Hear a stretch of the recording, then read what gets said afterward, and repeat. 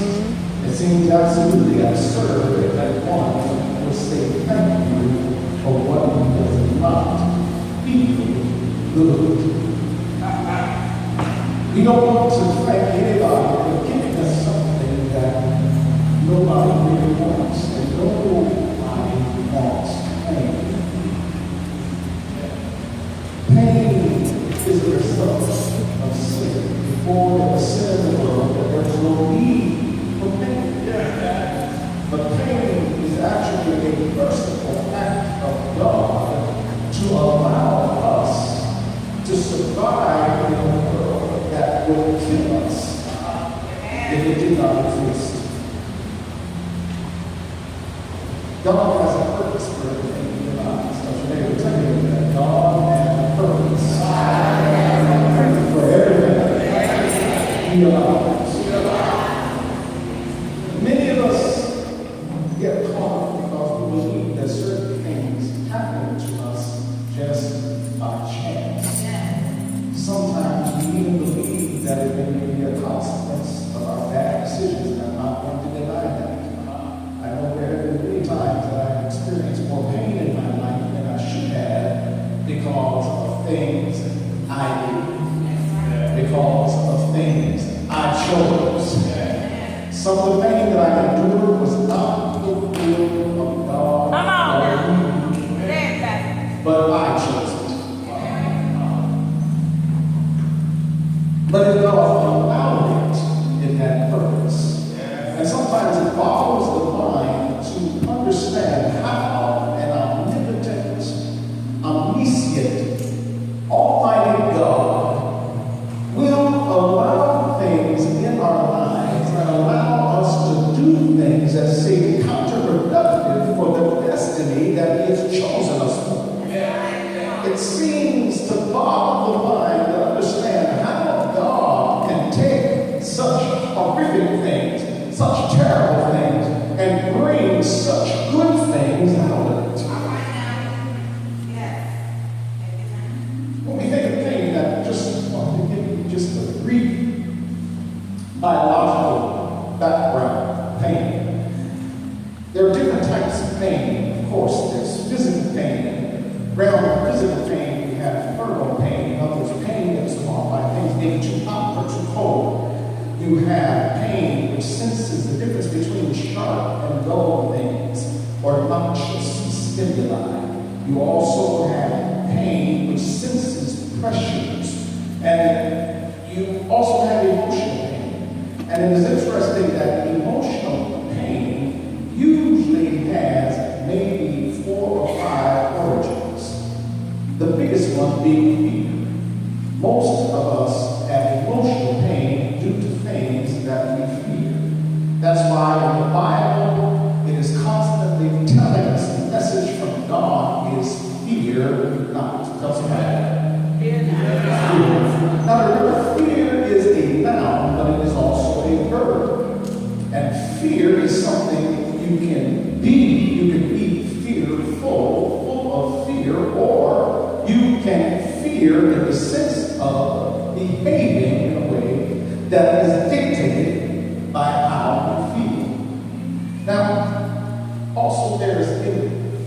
Many of us have emotional pain because of envy. That's what Satan kicked out of heaven. Touch your neighbor and say, kicked out. Kicked out. We have emotional pain because of loss. And this is the big one for men. The next one. And men, we have pain because of pride. I will venture to tell you that most of the time when I got into some of the worst situations in my life, many of them were due to pride. Come on now. Sometimes when I had gotten into disagreements with my wife, it was due to my pride. Come on. And my pride would not allow me to admit that she might be right. Come on now. Go ahead.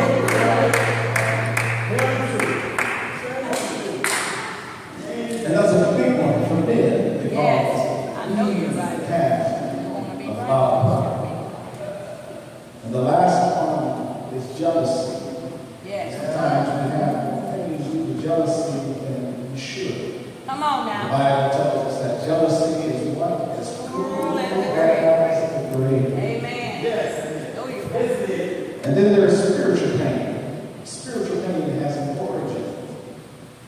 One basic origin, and that is the absence of God.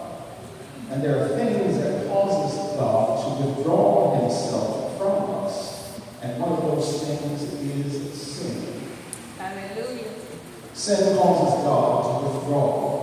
And then there's something that causes us to withdraw from God. We see it in the garden, and that is guilt.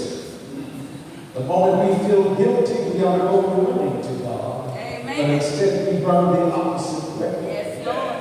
It's amazing how I got into a situation when I was young. My sister, when I say this, she'll smile because every time people hear about it, when I think about it now, it's funny. It wasn't funny then. I was out in the backyard and I was going to set some maggots on fire. I had seen my dad do it. So I figured out. And there were maggots in the garbage, so I'm going to set the pan on fire, burn the maggots out. However, my dad used lighter fluid. Yes. I used gasoline. Poured gasoline in garbage can. And after I poured the gasoline in there, I struck the match. And before I put the match over into the garbage can, the fire came right out of the can.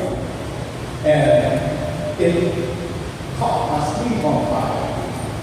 And I kind of noticed something because out of the corner of my eye, I saw something flickering. So as I saw it flickering, I looked and stopped, drop, and roll. That's about time. You know, that's what we tell you. Stop, drop, and roll. Instead of stopping, dropping, and rolling, I started swinging my arm and I said, "They are on fire." And I started running from one end of the yard to the other end of the yard. Kept running from one end to the other end. He was trying to knock me down. I was running so fast and so hard. Every time he got in front of me, I pushed him out of the way about 5 feet. Finally, I decided I was going to take my shirt off. And you would think that I just would have ripped it off. Oh no.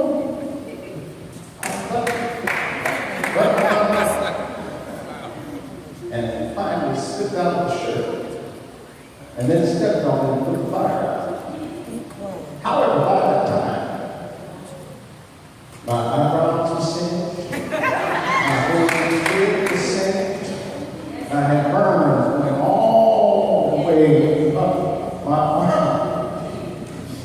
I stepped into the house and I was trying to sneak past everybody. But we had a sister in my house called Tweety Bird.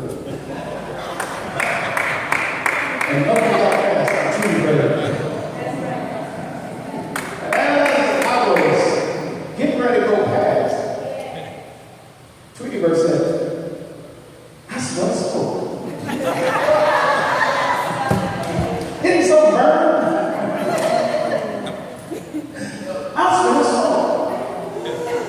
So automatically, that made my mother get up, that made my grandmother get up, and they came back towards the kitchen, find out where the smoky smell was coming from.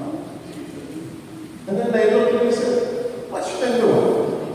I don't know the answer. What did I say? Yeah, I said, "Nothing." They would say, "His eyeballs look singed? His hair is singed?" And then Tweety Bird said, "Oh, he been out there playing with fire."